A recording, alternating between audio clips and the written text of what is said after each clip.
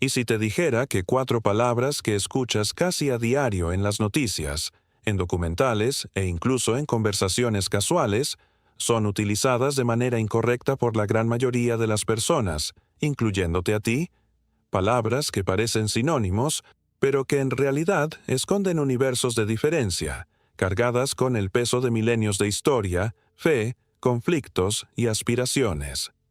Hablamos de los términos judío, hebreo, israelita y sionista. Es muy probable que los uses indistintamente, como si fueran piezas intercambiables en el complejo rompecabezas de la identidad de un pueblo.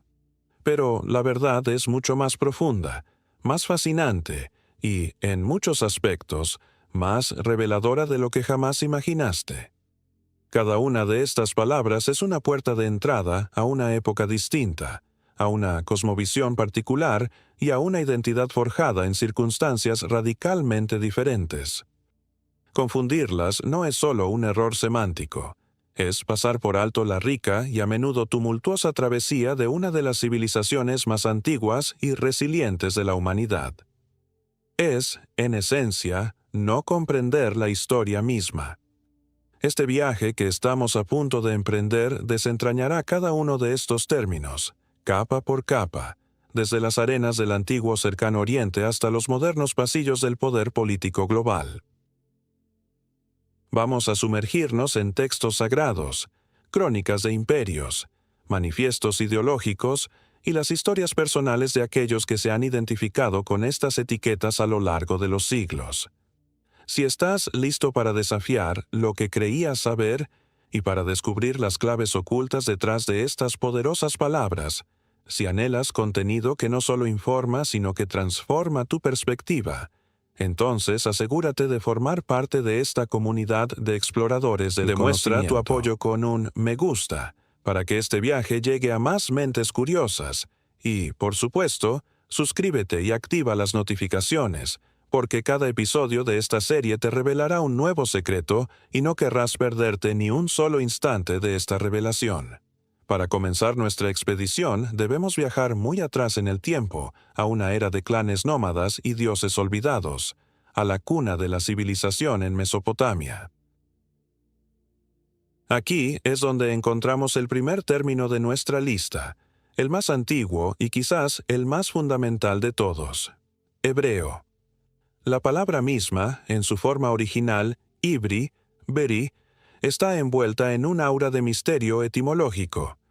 La teoría más aceptada y la que resuena con más fuerza en la narrativa bíblica es que deriva de la raíz abar, be'er, que significa cruzar o pasar al otro lado. El primer personaje en ser llamado hebreo en las Escrituras es, de hecho, Abram, quien más tarde sería conocido como Abraham, el patriarca. Se le llama Abram el hebreo no como una designación étnica en el sentido moderno, sino como una descripción de su acción definitoria: haber cruzado el río Éufrates, dejando atrás su tierra natal de Ur de los Caldeos y la idolatría de su familia para embarcarse en un viaje hacia una tierra desconocida, guiado por la promesa de una deidad única y hasta entonces desconocida. Pensemos en la magnitud de este acto. Abraham no solo estaba cambiando de ubicación geográfica, estaba realizando una transición existencial, estaba cruzando una frontera física, pero también una frontera espiritual, cultural e ideológica. Dejó atrás el politeísmo reinante de las grandes civilizaciones mesopotámicas para abrazar la revolucionaria idea del monoteísmo. Ser un hebreo, por lo tanto, en su concepción más primigenia, no era simplemente pertenecer a un linaje, sino ser un transeúnte, un pionero, alguien que se atreve a ir más allá de lo establecido. Esta identidad estaba intrínsecamente ligada al movimiento, a la fe en lo invisible y a la separación de las normas culturales dominantes. Los hebreos originales no eran una nación con fronteras fijas, sino un pueblo definido por su viaje y su pacto. Eran pastores seminómadas, cuya riqueza se contaba en ganado y cuya patria era la promesa de un futuro. Su estructura social era tribal, organizada en torno a la figura del patriarca, como Abraham, su hijo Isaac y su nieto Jacob. El término hebreo también se conecta con un ancestro bíblico llamado Heber, un tataranieto de Sem, hijo de Noé. Según esta genealogía, Abraham sería descendiente de Heber, y por lo tanto, Si bien esta explicación hebreo genealógica podría significar coexiste simplemente con la del cruce, descendiente de la Heber. idea De ser los que cruzaron tiene una resonancia poética y teológica que ha perdurado a lo largo de los siglos, definiendo a un pueblo en constante diáspora y retorno. Es crucial entender que en este periodo arcaico no existía el concepto de judaísmo como religión estructurada.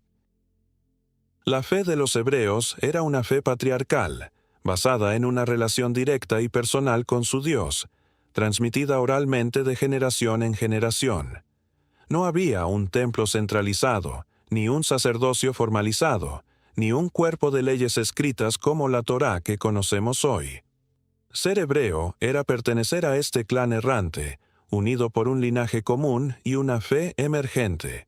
Con el tiempo, el término hebreo también se asoció indeleblemente con el idioma que lenguas semíticas más antiguas, parte de la familia de lenguas afroasiáticas.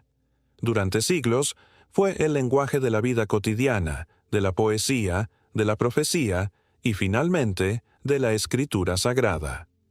Las historias de los patriarcas, el éxodo de Egipto y las leyes entregadas en el Sinaí fueron registradas en este idioma. Es la lengua en la que se escribió la mayor parte de lo que hoy conocemos como el Antiguo Testamento o la Biblia hebrea. Se convirtió en un descriptor lingüístico y cultural, además de genealógico. Sin embargo, el uso de hebreo para describir al pueblo en su conjunto comenzó a desvanecerse a medida que su historia avanzaba y su estructura social se transformaba. Después de la conquista de la tierra de Canaán y el establecimiento de una monarquía, surgió una nueva identidad. Aunque seguían siendo descendientes de los hebreos patriarcales y hablaban hebreo, un nuevo nombre, más específico y ligado a su historia reciente, comenzaría a tomar protagonismo, y ese es el de israelita, un término que exploraremos a fondo. Hoy en día, llamar a una persona judía hebrea en una conversación normal puede sonar arcaico o excesivamente académico, casi como llamar a un italiano moderno un latino, o a un ciudadano francés un galo. Si bien es técnicamente correcto en un sentido ancestral, no captura la identidad contemporánea y puede incluso generar confusión. El uso principal de hebreo en la actualidad se refiere casi exclusivamente al idioma, que, en uno de los renacimientos lingüísticos más milagrosos de la historia, fue revivido en el siglo XIX por figuras como Eliezer ben Yehuda, después de casi 2 milenios de ser una lengua puramente litúrgica, para convertirse en el idioma oficial y vibrante del moderno Estado de Israel.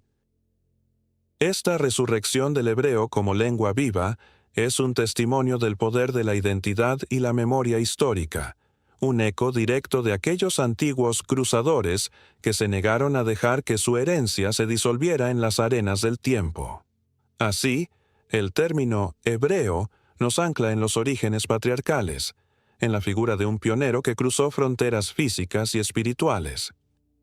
Pero la historia de un pueblo es un río en constante movimiento, y a medida que el clan de Abraham crecía y se multiplicaba, su identidad también evolucionaba, preparándose para adoptar un nuevo nombre, uno forjado en una lucha divina y que resonaría a través de la eternidad: israelita. La transición de hebreo a israelita no es gradual ni difusa. Es un evento específico, un momento catártico en la vida de un hombre que cambiaría el destino de sus descendientes, el nieto de Abraham y hijo de Isaac. La narrativa bíblica nos cuenta que, en una noche de profunda angustia y soledad, mientras se preparaba para reencontrarse con su hermano Esaú, a quien había engañado años atrás, Jacob tuvo un encuentro misterioso a orillas del arroyo Jabbok. Luchó cuerpo a cuerpo con un ser enigmático, a menudo interpretado como un ángel o incluso como una manifestación de Dios mismo, hasta el amanecer. Al final de la contienda, cuando Jacob se niega a soltar a su adversario sin recibir una bendición, el ser le pregunta su nombre. Al responder Jacob, un nombre que significa el que suplanta, o el que agarra por el talón, reflejo de su conflictivo nacimiento y de sus acciones. El ser le otorga una nueva identidad. Le dice, no te llamarás más Jacob, sino Israel, porque has luchado con Dios y con los hombres, y has vencido. El nombre Israel es de una trascendencia en hebreo, se interpreta comúnmente como el que lucha con Dios. Esta nueva designación representa una profunda transformación. Ya no es el suplantador, el embaucador, sino alguien que se enfrenta directamente a lo divino, que forcejea con su fe, que no acepta pasivamente su destino, sino que lo confronta. La identidad de Israel nace, por tanto, de una lucha, de un compromiso activo y desafiante con la divinidad. Este nuevo nombre es una identidad a un ganada, solo individuo, no simplemente se expandiría heredada para abarcar a toda su progenie. Jacob, ahora Israel, tuvo 12 hijos: Rubén, Simeón, Leví, Judá, Dan, Neftalí, Gad, Aser, Isaacar, Zabulón, José y Benjamín. Estos 12 hijos se convirtieron en los patriarcas de las 12 tribus que conformarían la nación.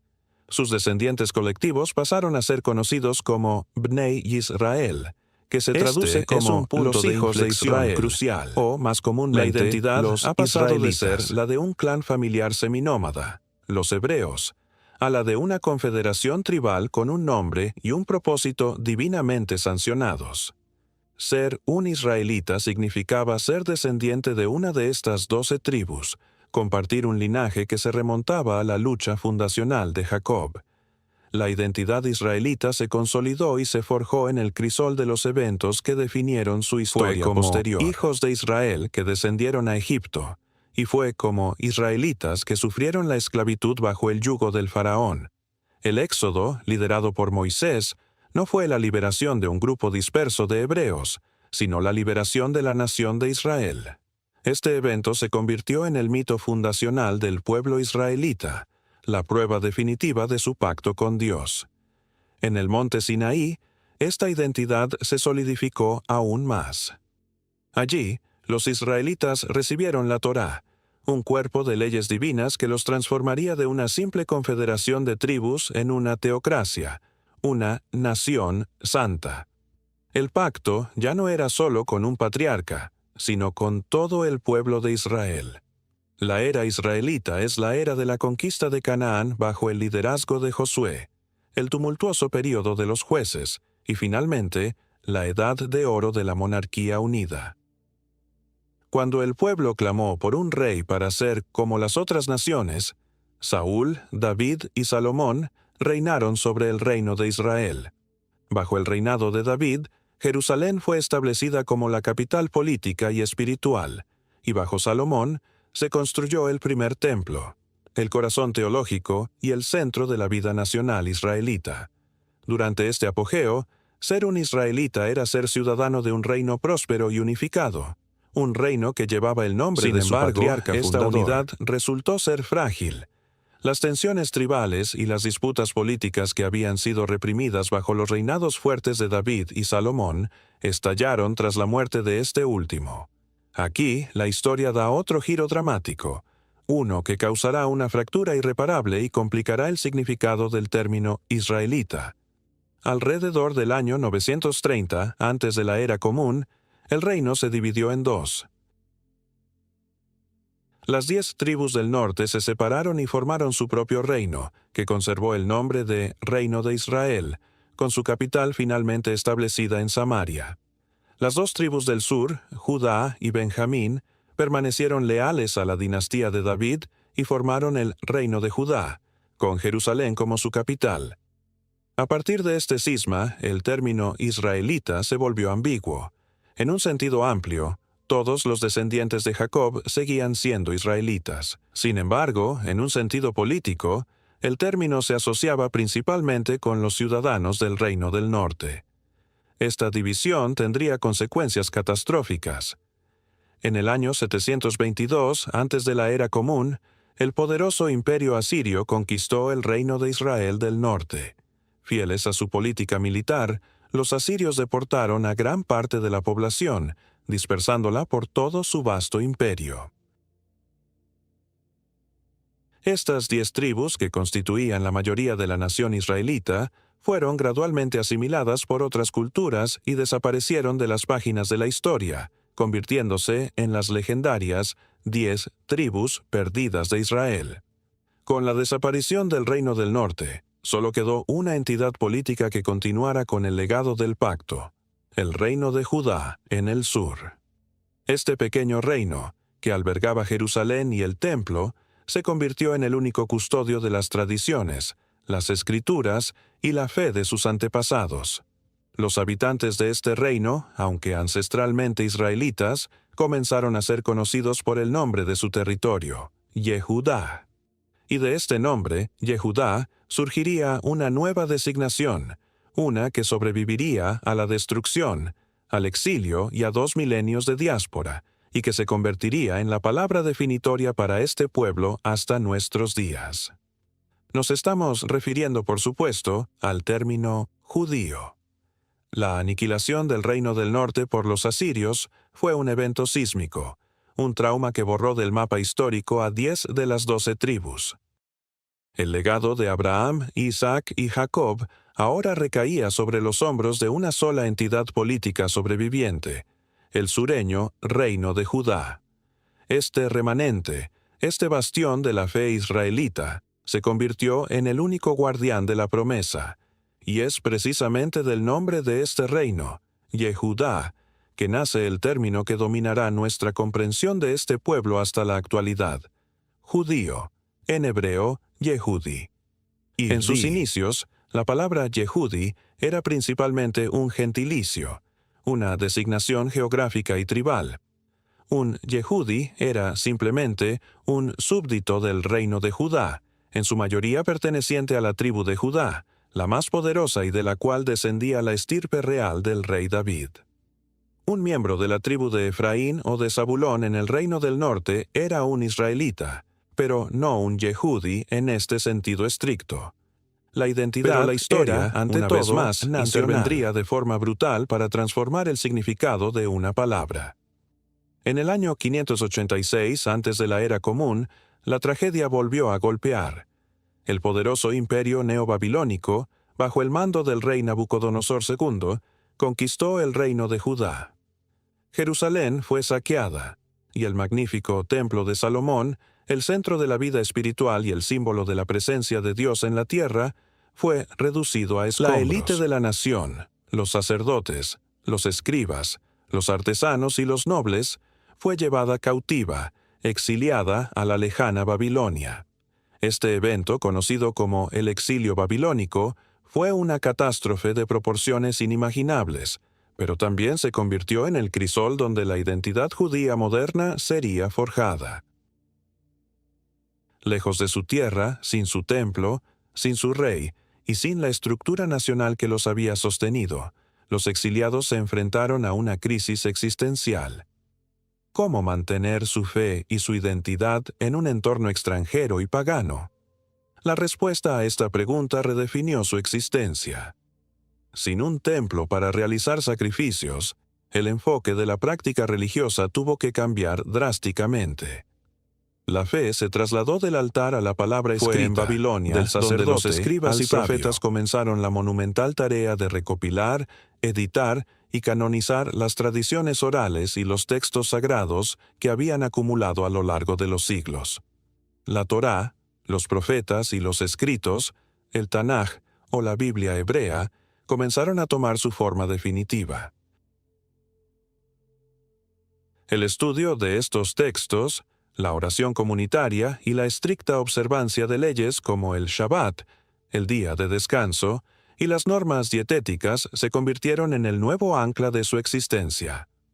Surgieron las sinagogas, no como un reemplazo del templo, sino como casas de reunión y estudio donde la comunidad podía preservar su herencia. En este contexto, ser un Yehudi dejó de ser una simple referencia a la tierra de Judá. Ser judío se transformó en pertenecer a esta comunidad cultural portátil, unida por textos sagrados compartidos, una memoria histórica común de la revelación en el Sinaí y la tragedia del exilio, y un conjunto de prácticas que los distinguían de sus vecinos babilonios. La identidad trascendió la geografía. Décadas más tarde, cuando el imperio persa conquistó Babilonia, el rey Ciro el Grande emitió un edicto que permitía a los judíos regresar a su tierra natal y reconstruir su templo. De exiliados, llenos de fervor, emprendió el viaje de regreso a Jerusalén y erigió el segundo templo sobre las ruinas del primero. Este período, conocido como el período del Segundo Templo, fue fundamental para cimentar la identidad judía. Líderes como Esdras y Nehemías instituyeron reformas que enfatizaban la centralidad de la Torá como la constitución de la nación. La definición de quién era judío se volvió más estricta, centrada en la observancia de la ley y la pureza del linaje para evitar la asimilación que había destruido a las tribus del norte. Durante esta era, el término judío se expandió para incluir a cualquier descendiente de los israelitas, incluyendo los remanentes de las tribus de Benjamín y Leví que formaban parte del reino de Judá, que se adhiriera a la fe y las prácticas que emanaban de Jerusalén. Israelita se convirtió en un término más bien poético o ancestral, mientras que judío se convirtió en la designación práctica y contemporánea. La última y definitiva transformación llegó con otra catástrofe. En el año 70 de la Era Común, después de una feroz rebelión, el Imperio Romano destruyó el Segundo Templo y arrasó Jerusalén.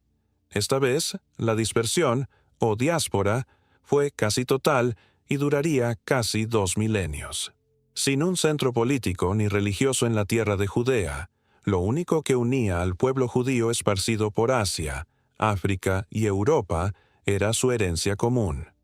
El judaísmo rabínico floreció, creando vastos compendios de leyes y debates, como el Talmud, para guiar la vida judía en cualquier circunstancia y en cualquier lugar del mundo.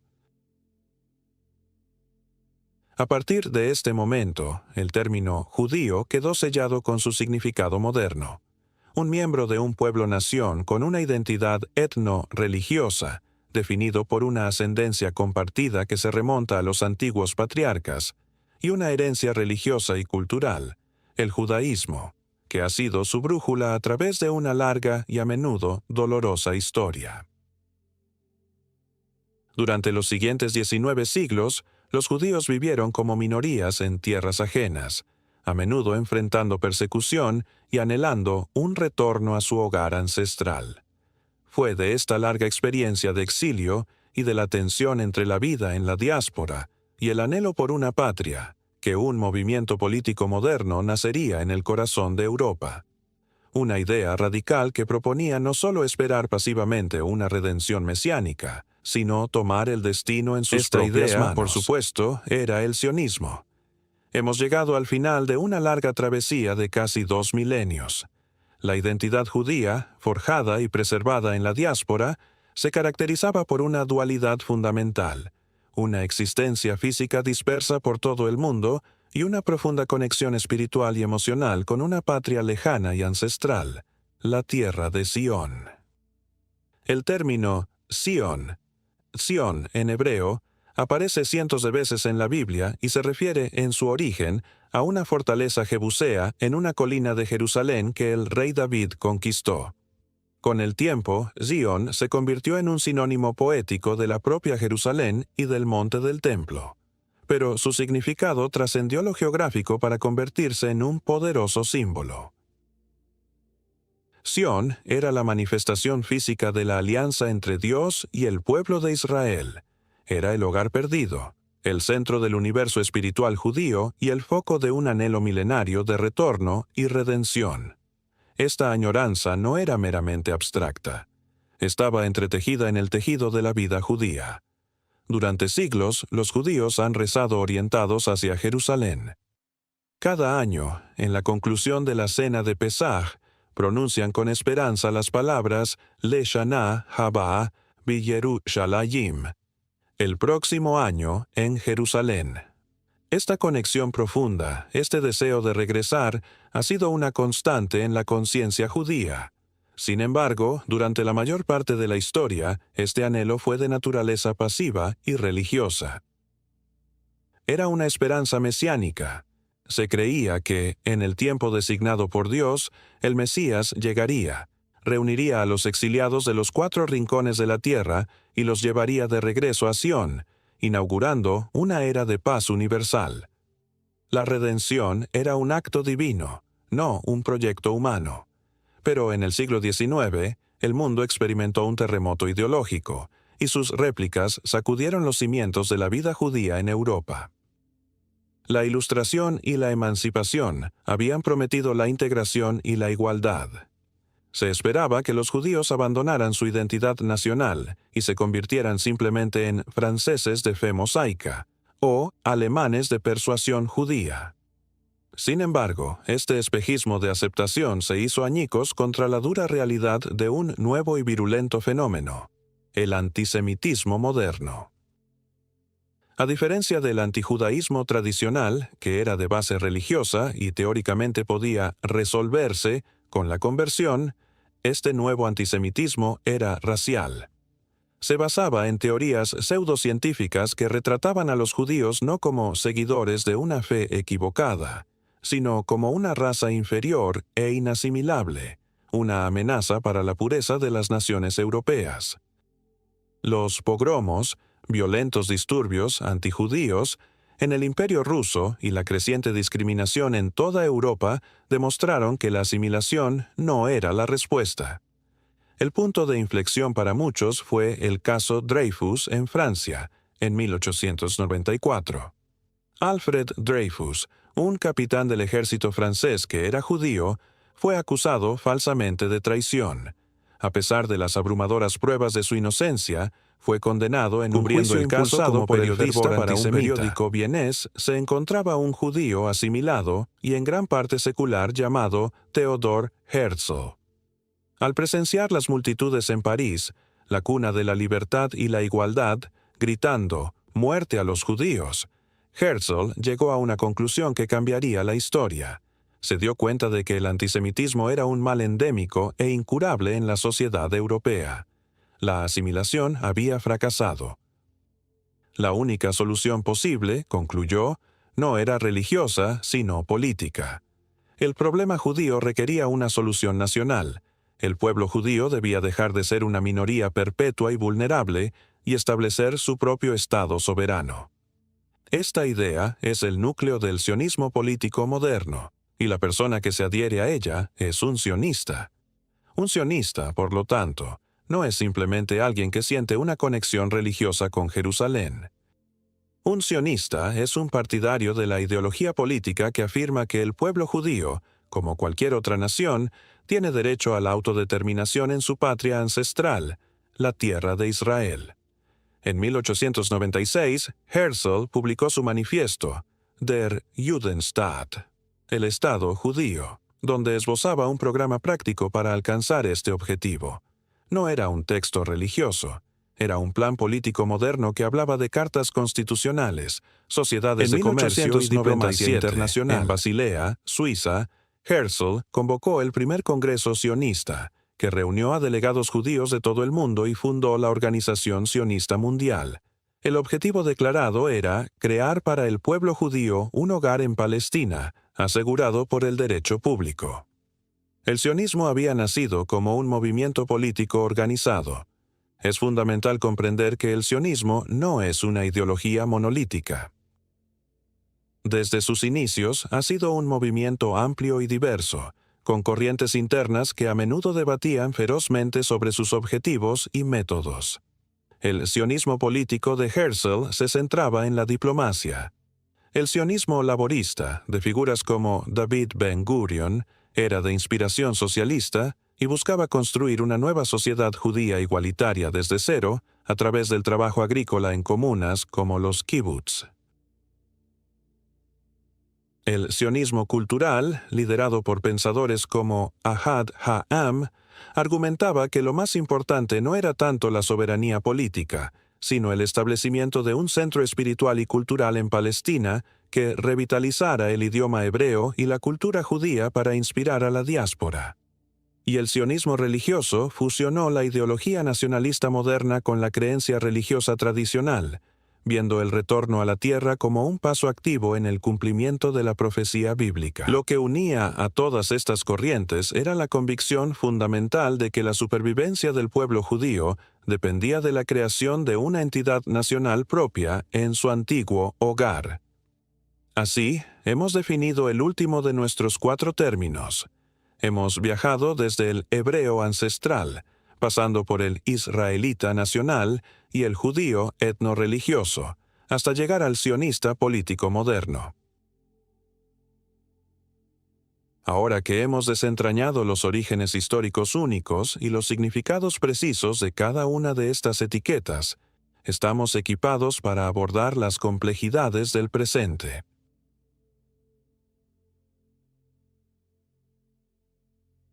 ¿Cómo interactúan estos conceptos en el mundo actual, especialmente en el contexto del Estado de Israel, fundado finalmente en 1948? ¿Es todo judío un sionista? ¿Es todo ciudadano de Israel un judío? ¿Puede uno ser antisionista sin ser antisemita? Las respuestas a estas preguntas son cruciales para entender muchos de los debates más polarizados de nuestro tiempo, y es ahí donde nos dirigiremos a continuación. Con los 4 pilares de nuestra investigación firmemente establecidos, hebreo, israelita, judío y sionista, podemos ahora abandonar la seguridad de la cronología histórica y adentrarnos en el turbulento presente. Hemos definido cada término en su contexto original, pero la realidad contemporánea es un intrincado tapiz donde estos hilos se cruzan, se anudan y a menudo se confunden de manera deliberada o por simple desconocimiento. Las preguntas que dejamos en el aire al final de nuestro último segmento ya no son teóricas. Son el epicentro de debates políticos, sociales e identitarios en todo el mundo. Comencemos por desmantelar la primera y quizás más común de estas confusiones. ¿Es todo judío un sionista? La respuesta rotunda y categórica es no. Equiparar a todo el pueblo judío con una única ideología política, por muy mayoritaria que sea, es un error fundamental que ignora la inmensa diversidad. El judaísmo es una identidad etno-religiosa milenaria. El sionismo es un movimiento político nacionalista fundado a finales del siglo XIX. Se puede ser plenamente judío, ya sea por práctica religiosa, por herencia cultural o por ambas, y al mismo tiempo rechazar la ideología sionista. De hecho, existen grupos judíos que son vehementemente antisionistas por razones profundamente religiosas. Comunidades ultraortodoxas, como los Satmar Hasidim o los Neturei Karta, se oponen al Estado de Israel en su forma actual.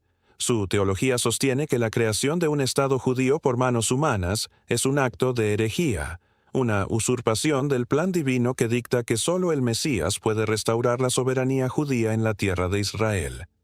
Para ellos, el sionismo secular es una rebelión contra Dios, y por tanto, se oponen a él desde el núcleo de su fe. Más allá de la oposición teológica, existe un amplio espectro de judíos seculares, liberales y progresistas, especialmente en la diáspora, que se definen como no sionistas o incluso antisionistas por razones éticas y políticas. Su crítica no proviene de la teología, sino de un análisis de los efectos del nacionalismo y de la implementación del proyecto sionista, particularmente en lo que respecta al conflicto con el pueblo palestino. Para estos judíos, su identidad se centra en los valores de justicia social, tikkun olam, o reparar el mundo, la tradición intelectual o la herencia cultural, y consideran que el sionismo político es incompatible con estos principios. Dicho esto, es innegable que una gran mayoría de los judíos del mundo hoy en día se identifican como sionistas en un sentido amplio.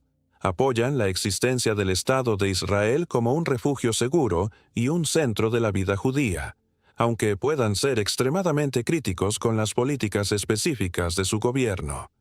Ven en Israel la materialización de la autodeterminación y la única garantía contra la repetición de las catástrofes del pasado.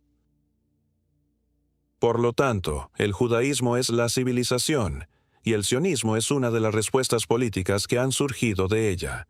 Esto nos lleva a la segunda pregunta crucial. ¿Es todo ciudadano del Estado de Israel un judío? De nuevo, la respuesta es un no rotundo. Aquí debemos introducir un quinto término, uno que es puramente moderno y legal: israelí. Un israelí es un ciudadano del Estado de Israel, una nacionalidad. Y el Estado de Israel, al igual que alguien es francés, se define a sí mismo como un Estado judío y democrático, es hogar de una población diversa. Aproximadamente el 73% de los ciudadanos israelíes son judíos. El 27% restante no lo es. El grupo minoritario más grande son los ciudadanos árabes de Israel, que constituyen más del 20% de la población total. Son étnicamente árabes y en su mayoría de religión musulmana. Estos ciudadanos son descendientes de los palestinos que permanecieron dentro de las fronteras del Estado tras su creación en 1948. Son israelíes, tienen pasaporte israelí, votan en las elecciones israelíes, sirven en el Parlamento y en la Corte Suprema, pero no son judíos. Su identidad es compleja y a menudo se encuentran en una posición delicada, atrapados entre su ciudadanía israelí y su identidad nacional palestina. Además de los árabes, Israel cuenta con otras minorías, como los drusos, una comunidad etno-religiosa de habla árabe con una teología única que sirven en el ejército israelí. Los circasianos, los samaritanos y una creciente población de inmigrantes y trabajadores extranjeros. Por lo tanto, es perfectamente posible ser israelí y musulmán, israelí y cristiano, israelí y druso, o israelí y ateo. En Estados Unidos, de la misma manera, la gran mayoría de los judíos del mundo no son ciudadanos de esos países. La conexión entre judío e israelí es fuerte, pero no es una identidad monolítica. Judío es la etnia y la religión, israelí es la nacionalidad. Recapitulemos el mapa que hemos dibujado. Hebreo es el término para los ancestros lingüísticos y tribales de la antigüedad. Israelita se refiere a la nación bíblica unificada y posteriormente dividida. Es la identidad etnorreligiosa que ha definido al pueblo durante los últimos 2500 años, a través del exilio y la diáspora. Sionista es el partidario de la ideología política moderna que abogó por y apoya la existencia de un Estado-nación para el pueblo judío. Y israelí es la nacionalidad de un ciudadano de ese Estado moderno, independientemente de su etnia o religión. Comprender estas distinciones es el primer paso para navegar por el terreno más minado y polémico de todos, la delgada y a menudo borrosa línea que separa la crítica política al sionismo de la ancestral animadversión hacia los judíos conocida como antisemitismo. ¿Dónde termina una y empieza la otra? Analizar esta zona gris, examinando los argumentos de todas las partes, es esencial para comprender la verdadera naturaleza del debate contemporáneo, y será nuestro próximo objetivo. Ahora que hemos diferenciado claramente las identidades de judío, israelí, y las ideologías de hebreo, israelita y sionista, debemos abordar la cuestión más espinosa y polarizante que emana de estas distinciones: el debate sobre la relación entre el antisionismo y el antisemitismo. Nos adentramos en una zona gris, un campo de batalla semántico donde las palabras se usan como armas y donde la intención y la percepción a menudo chocan violentamente. La pregunta central ¿es la crítica al sionismo y al Estado de Israel simplemente una postura política legítima, o es una manifestación moderna del odio antijudío, el más antiguo de los prejuicios? Para desentrañar esto, debemos examinar con honestidad los argumentos de ambas partes. Por un lado, se encuentra la postura firme de que el antisionismo no es antisemitismo. Los defensores de esta visión argumentan que es crucial separar la crítica a una ideología política y a las acciones de un Estado-nación de la intolerancia hacia un pueblo o una religión. Sostienen que el sionismo, como cualquier otro movimiento político, ya sea el capitalismo, el socialismo o el liberalismo, debe estar abierto al escrutinio, al debate y a la crítica. Del mismo modo, el Estado de Israel, como cualquier otro país miembro de las Naciones Unidas, no puede ni debe ser inmune a la crítica de sus políticas, especialmente en lo que respecta a su historial de derechos humanos, el derecho internacional y su prolongado conflicto con los palestinos. Criticar al gobierno de Rusia no es ser rusófobo, y oponerse a las políticas del gobierno chino no es ser sinófobo. Por la misma lógica, argumentan, criticar al gobierno de Israel no es intrínsecamente ser antisemita. Las críticas antisionistas suelen centrarse en varios ejes. Algunos critican el sionismo desde una perspectiva decolonial, viéndolo como un proyecto colonial europeo que impuso un Estado en una tierra ya habitada, despojando a la población indígena, los palestinos. Otros lo critican desde una perspectiva de derechos humanos, señalando la ocupación de Cisjordania, la construcción de asentamientos, el bloqueo de la Franja de Gaza y la discriminación que sufren los ciudadanos no judíos de Israel. Y otros lo critican desde un punto de vista universalista, oponiéndose a la idea misma de un Estado-nación basado en la etnicidad, argumentando que es un modelo anacrónico e inherentemente excluyente. Desde esta perspectiva, la acusación de antisemitismo se percibe a menudo como una táctica cínica, empleada por los defensores de Israel para silenciar cualquier crítica legítima, fusionando deliberadamente la identidad judía con las acciones del Estado para hacer que cualquier ataque a uno parezca un ataque al otro. Por otro lado, existe una perspectiva contraria igualmente contundente, que sostiene que, si bien no toda crítica a Israel es antisemita, gran parte del antisionismo contemporáneo sí lo es, ya sea de forma explícita o implícita. Este punto de vista argumenta que, dado que Israel es el único Estado judío en el mundo y alberga a casi la mitad de la población judía global, la obsesión desproporcionada con su condena, junto con los intentos de negar su derecho a existir, a menudo cruzan la línea hacia el antisemitismo. Para ayudar a identificar cuándo se cruza esa línea, el pensador y ex disidente soviético Nathan Sharansky desarrolló el test de las 3D.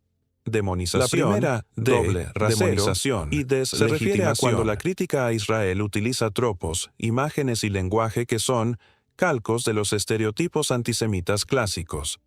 Esto incluye representar a los israelíes o a sus líderes con caricaturas de narices ganchudas sacadas de la propaganda nazi, invocar el antiguo libelo de sangre acusando a Israel de asesinar deliberadamente a niños, o utilizar metáforas sobre el control judío global aplicadas al lobby sionista. La segunda D, doble rasero, se aplica cuando se exige a Israel un estándar de comportamiento que no se le exige a ningún otro país del mundo.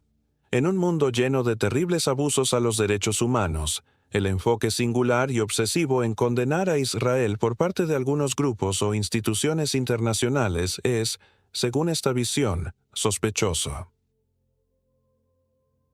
Se preguntan, ¿por qué esta fijación única con la única democracia liberal en el Medio Oriente y no con las tiranías que la rodean? La tercera y más crucial D es la deslegitimación. Esta se refiere a la negación del derecho fundamental del pueblo judío, a la autodeterminación y a la existencia de su Estado. Criticar una política específica del gobierno de Israel es una cosa. Argumentar que el Estado de Israel no tiene ningún derecho a existir para los defensores de esta perspectiva, negar al pueblo judío el derecho a su propio Estado, un derecho que se da por sentado para tantos otros pueblos, es una forma de discriminación. Argumentan que el antisionismo, en su forma más extrema que aboga por la disolución de Israel, es inherentemente antisemita porque busca despojar a los judíos de su seguridad y de su soberanía colectiva. La realidad, por supuesto, es que la línea entre la crítica legítima y el prejuicio puede ser increíblemente fina. Es evidente que se puede criticar una política de asentamientos sin odiar a los judíos, de la misma manera que muchos ciudadanos israelíes y judíos de la diáspora lo hacen vigorosamente. Sin embargo, también es innegable que los antisemitas a menudo utilizan el manto del antisionismo para propagar su odio de una manera que consideran más socialmente aceptable. Entender esta distinción no es un mero ejercicio académico. Es una habilidad esencial para navegar el discurso global, ya que el uso de estas etiquetas como armas tiene consecuencias profundas y reales, algo que exploraremos al analizar cómo se manifiesta este conflicto en los medios de comunicación, en los campus universitarios y en la arena de la diplomacia internacional. Hemos llegado al punto donde ya entendemos las diferencias esenciales entre hebreo, israelita, judío y sionista, así como la complejidad de la identidad israelí moderna. Sin embargo, la arena contemporánea introduce desafíos inéditos, en los que estas palabras ya no se usan solo para describir orígenes históricos, sino para posicionarse políticamente, justificar acciones y, a veces, atacar a personas y comunidades enteras. El debate sobre antisionismo y antisemitismo se ha convertido en uno de los más polémicos del siglo XXI. A primera vista, podría parecer simple. Criticar al sionismo sería criticar al Estado de Israel, mientras que el antisemitismo es odio hacia los judíos. Pero la realidad es mucho más intrincada. La crítica política se entrelaza con la historia de persecución, traumas colectivos y estereotipos que han evolucionado durante siglos. La línea divisoria no es visible. Se mueve según el contexto, la intención y la percepción. Comprender esta zona gris requiere un análisis cuidadoso de múltiples dimensiones, históricas, ideológicas, religiosas y geopolíticas. Desde la perspectiva histórica, es fundamental recordar que el antisemitismo no es un fenómeno reciente. Sus raíces se remontan a siglos antes del nacimiento del sionismo moderno. Incluye hostilidad religiosa, como acusaciones de deicidio durante la Europa medieval, exclusión social, pogromos y, finalmente, el Holocausto del siglo XX. El sionismo surge precisamente como una respuesta al miedo y la persecución, no como un deseo de dominación, sino como una estrategia de supervivencia colectiva. Ignorar esta historia es condenar a simplificar debates que tienen siglos de profundidad. La perspectiva política contemporánea, decisiones del Estado de Israel, introduce, por ejemplo, la política de asentamientos en Cisjordania o la gestión del bloqueo en Gaza. No equivale automáticamente a ser antisemita. Al igual que se puede criticar a Estados Unidos, China o Rusia sin odiar a sus pueblos, se puede analizar la política israelí desde un marco ético, humanitario o internacional. Es aquí donde surge el concepto de antisionismo legítimo, definido como oposición a políticas o ideologías específicas sin deslegitimar la existencia del pueblo judío. No obstante, existe una contracara, la manipulación del antisionismo con fines discriminatorios. Algunos actores, conscientes de la historia del odio hacia los judíos, emplean la crítica al sionismo para disfrazar antisemitismo moderno. Esto se evidencia en discursos que exageran o demonizan desproporcionadamente al Estado de Israel, usando estereotipos clásicos, promoviendo teorías de conspiración o negando el derecho de autodeterminación del pueblo judío. Natan Sharansky resumió esta línea divisoria en su conocido Test de las 3D: demonización, doble rasero y deslegitimación. Demonización: cuando Israel o sus ciudadanos son retratados con imágenes o estereotipos a Israel estándares que no se aplican a otros países en situaciones similares. Deslegitimación: cuando se niega el derecho del pueblo judío a existir como Estado, más allá de críticas puntuales a políticas específicas. Reconocer estos patrones es crucial porque no todo antisionismo es antisemita, pero una gran parte del antisionismo extremo efectivamente lo es. Comprender esta distinción permite participar en debates de manera informada y evitar que se manipule la historia de persecución de un pueblo para justificar odios contemporáneos. Además de las distinciones semánticas y políticas, es importante considerar cómo los medios de comunicación, las universidades y las plataformas digitales amplifican estas discusiones. La narrativa internacional sobre Israel y los judíos se encuentra en constante tensión entre la información objetiva, la desinformación y las interpretaciones ideológicas. Las redes sociales, en particular, tienden a simplificar el debate en términos binarios. O apoyas a Israel, o lo criticas y eres acusado de antisemitismo. Esta polarización extrema dificulta el entendimiento matizado de la realidad. La amplificación mediática también afecta la percepción de comunidades judías fuera de Israel. Pueden ser considerados por algunos como representativos de las políticas del Estado israelí, aunque sus creencias políticas o religiosas sean distintas. Esto genera tensiones internas y obliga a comunidades enteras a redefinir su identidad pública frente a percepciones externas. En este contexto, la educación y la claridad semántica son herramientas de defensa intelectual. Saber distinguir entre hebreo, israelita, judío y sionista no es un ejercicio académico inútil. Es la base para entender debates contemporáneos, evaluar discursos y evitar manipulaciones históricas. Cada término tiene su peso histórico, ideológico y cultural, y confundirlos puede llevar a conclusiones erróneas o incluso injustas. Tras comprender la distinción entre antisionismo y antisemitismo y los desafíos de su debate contemporáneo, es esencial explorar la realidad interna de Israel y la diversidad de identidades presentes en el país. La visión simplista de Israel como un Estado exclusivamente judío o de una población homogénea no refleja la complejidad de la sociedad israelí contemporánea. Aunque Israel fue fundado como un refugio seguro para el pueblo judío después de siglos de persecución, aproximadamente el 20% de la población actual está compuesta por ciudadanos no judíos, siendo la mayoría árabes, cristianos o drusos. Estos grupos poseen derechos de ciudadanía plenos, participan en la vida política y social y tienen representantes en la Knesset, Parlamento israelí.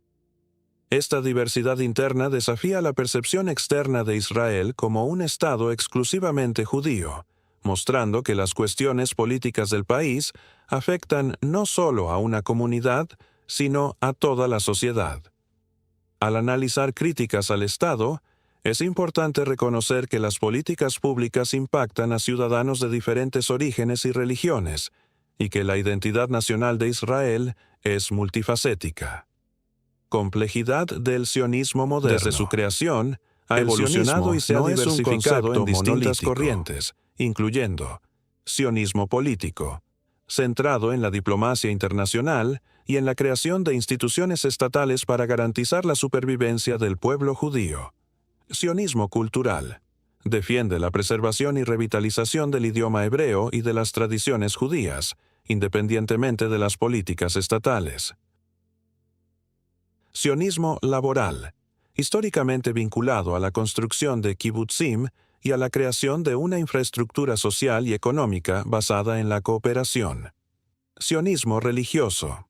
Integra creencias judías a la legitimidad del Estado de Israel, vinculando muchas veces la tierra prometida a narrativas bíblicas. Esta multiplicidad de corrientes hace que el término sionista se interprete de formas variadas, dependiendo del contexto histórico y político. Criticar una vertiente específica del sionismo no significa necesariamente rechazar la existencia del Estado de Israel ni el derecho a la autodeterminación del pueblo judío. Por ello, los análisis precisos exigen comprensión de las sutilezas ideológicas dentro del sionismo. A nivel internacional, la crítica a Israel a menudo se mezcla con intereses geopolíticos, históricos o económicos. Países, organizaciones internacionales y medios de comunicación globales pueden enfatizar ciertas narrativas, minimizando la complejidad interna del país. Por ejemplo, la cobertura de conflictos con grupos palestinos tiende a polarizar opiniones, simplificando un panorama que involucra cuestiones de seguridad, derechos humanos, disputas territoriales y negociaciones diplomáticas. Al mismo tiempo, la diáspora judía desempeña un papel importante. Los judíos en diferentes partes del mundo tienen opiniones diversas sobre el sionismo y las políticas israelíes. Algunos apoyan incondicionalmente al Estado, mientras otros critican decisiones gubernamentales específicas. Ignorar esta diversidad puede llevar a juicios simplistas o acusaciones injustas de antisemitismo. La percepción global de Israel está fuertemente influenciada por imágenes mediáticas, redes sociales y narrativas políticas. Esto puede generar generalizaciones sobre toda la población o confundir la crítica legítima con el prejuicio. Un ejemplo recurrente es la asociación automática entre críticas a políticas del gobierno y antisemitismo, sin considerar el contexto, las intenciones o la diversidad interna de la población israelí. Reconocer que Israel es una sociedad compleja, multicultural e ideológicamente diversa es crucial para un debate informado. Esto permite diferenciar críticas constructivas, centradas en políticas o acciones específicas, de discursos que buscan demonizar o deslegitimar al pueblo judío en su totalidad. El conocimiento histórico y cultural es una herramienta esencial para comprender debates contemporáneos. Saber que Israel alberga ciudadanos de diversas religiones, que el sionismo posee múltiples vertientes y que la crítica política no siempre equivale a odio racial, ayuda a construir análisis esta equilibrados perspectiva y permite éticos. identificar Cuándo el antisionismo se utiliza como disfraz para el antisemitismo, cuándo se manipulan discursos históricos con fines políticos o cuándo narrativas simplificadas alimentan prejuicios. Un debate informado exige siempre contextualización, respeto y precisión semántica.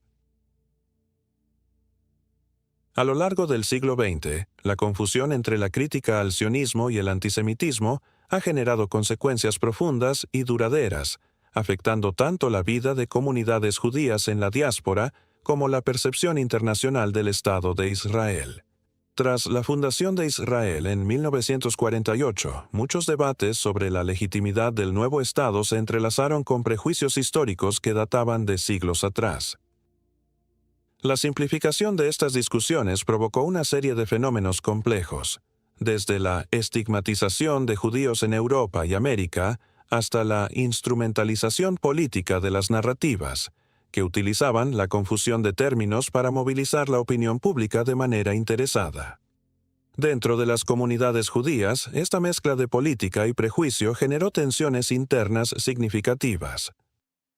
Personas que criticaban ciertas políticas del Estado de Israel eran a veces acusadas de antisemitismo, aunque su motivación fuera puramente ética o política. Esta dinámica creó un ambiente donde la identidad judía se volvió extremadamente sensible a la crítica externa y donde la necesidad de aclarar conceptos se volvió constante. La consecuencia fue un doble desafío: proteger a la comunidad de ataques antisemitas reales, pero también preservar la capacidad de debatir políticas contemporáneas sin miedo a malinterpretaciones. En paralelo, la cobertura mediática internacional contribuyó a reforzar estereotipos. A menudo, los conflictos israelíes-palestinos se presentan en términos binarios, retratando a Israel como agresor absoluto o como víctima incondicional, y omitiendo los contextos históricos, sociales y políticos que explican las decisiones y acciones de todas las partes involucradas. Esta simplificación no solo alimenta prejuicios, sino que dificulta el análisis crítico y genera un panorama en el que la información sesgada se convierte en la norma, y la verdad, La era digital amplificó aún más este fenómeno.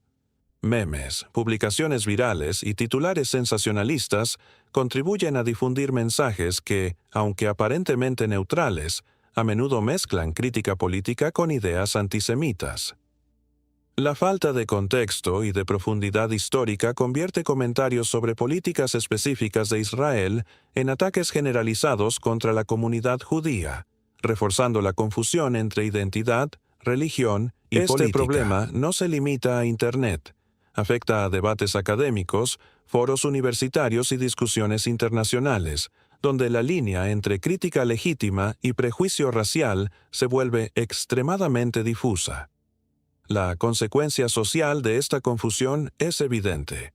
La desinformación global limita la capacidad de las audiencias para analizar con rigor, genera polarización dentro de comunidades diversas y dificulta la cooperación intercultural. Las identidades judía e israelí son complejas y variadas, y la falta de comprensión de sus matices ha dado lugar a tensiones que se perpetúan de generación en generación. Las narrativas simplificadas reducen siglos de historia a clichés y perpetúan la idea errónea de que todo judío es sionista, o que toda crítica al Estado de Israel es una manifestación de odio racial, cuando la realidad es mucho más rica y matizada. Frente a esta problemática, la historia de la educación se convierte en un arma fundamental. Sionismo y ciudadanía israelí, así como los debates internos dentro de Israel, permite abordar estas cuestiones con profundidad y respeto. Comprender los contextos históricos, sociales y religiosos detrás de cada término no solo evita malentendidos, sino que también abre la puerta a un diálogo informado y constructivo, donde la crítica política puede coexistir con el reconocimiento de derechos humanos y la lucha contra la discriminación. En definitiva, la confusión entre crítica al sionismo y antisemitismo no es un asunto menor ni académico. Tiene repercusiones directas sobre la vida de millones de personas, sobre la política internacional y sobre la manera en que se construyen los discursos públicos. Reconocer la complejidad de estos conceptos y sus raíces históricas es el primer paso para participar en debates conscientes, evitando la polarización y construyendo una comprensión más profunda de un tema que, por su historia y sensibilidad, exige rigor, empatía y perspectiva. Frente a la complejidad de la relación entre crítica al sionismo y antisemitismo, surge la necesidad de construir puentes de comprensión que permitan un diálogo genuino y respetuoso. Este proceso comienza por reconocer que las palabras importan, que cada término tiene su historia y que confundirlos puede tener consecuencias reales y dolorosas.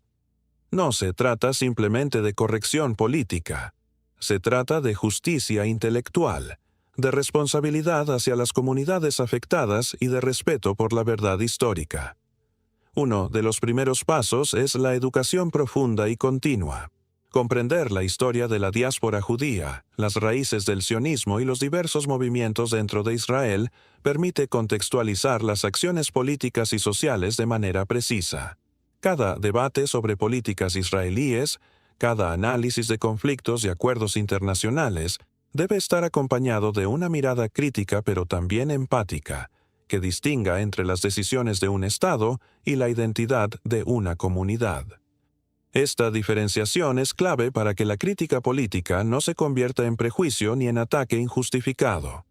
Además, es fundamental fomentar espacios de diálogo donde las perspectivas diversas puedan expresarse sin miedo. Las universidades, los medios de comunicación, los foros culturales y digitales son escenarios donde las ideas chocan y se enriquecen. Cuando los interlocutores se toman el tiempo de escuchar, de comprender contextos históricos y culturales, se reduce el riesgo de malentendidos y se promueve una discusión más rica y constructiva. Este tipo de diálogo no solo beneficia a quienes participan directamente, sino que también educa a las audiencias, generando ciudadanos más conscientes y críticos. La responsabilidad individual también juega un papel central. Cada persona que comparte información, ya sea en redes sociales, en medios o en conversaciones cotidianas, tiene la capacidad de influir en cómo se perciben conceptos sensibles. Informarse antes de opinar, citar fuentes confiables, contextualizar críticas y evitar generalizaciones simplistas son actos de respeto que fortalecen la comprensión y combaten la desinformación. En un mundo donde la información circula rápidamente, estos pequeños gestos individuales pueden tener esencial cultivar la empatía histórica y cultural, comprender el sufrimiento y las experiencias de las comunidades judías a lo largo de los siglos, así como los desafíos contemporáneos de los pueblos en la región de Israel y Palestina, permite que las conversaciones sobre política y sociedad se mantengan humanas y responsables. La historia no es un conjunto de fechas o eventos aislados. Son historias de vidas, de decisiones difíciles y de resiliencia frente a la adversidad. Reconocer esto es fundamental para que la crítica se convierta en una herramienta de análisis y no en una fuente de división. En conclusión, diferenciar la crítica legítima al sionismo del antisemitismo es un acto de claridad intelectual y de ética social. Requiere educación, diálogo, responsabilidad y empatía. Cada paso hacia la comprensión profunda contribuye a reducir la confusión, a fortalecer la cohesión social y a fomentar debates donde la polarización y la desinformación amenazan constantemente el entendimiento mutuo. Asumir este compromiso es un acto de madurez y de respeto hacia la verdad y hacia quienes son afectados por las palabras y los prejuicios. Invitamos a quienes escuchan y leen estos análisis a reflexionar críticamente sobre los conceptos que manejan, a educarse continuamente y a participar en conversaciones informadas y respetuosas. Solo así será posible transformar la complejidad histórica en un aprendizaje compartido y la controversia en un diálogo constructivo que enriquezca a todas las partes involucradas.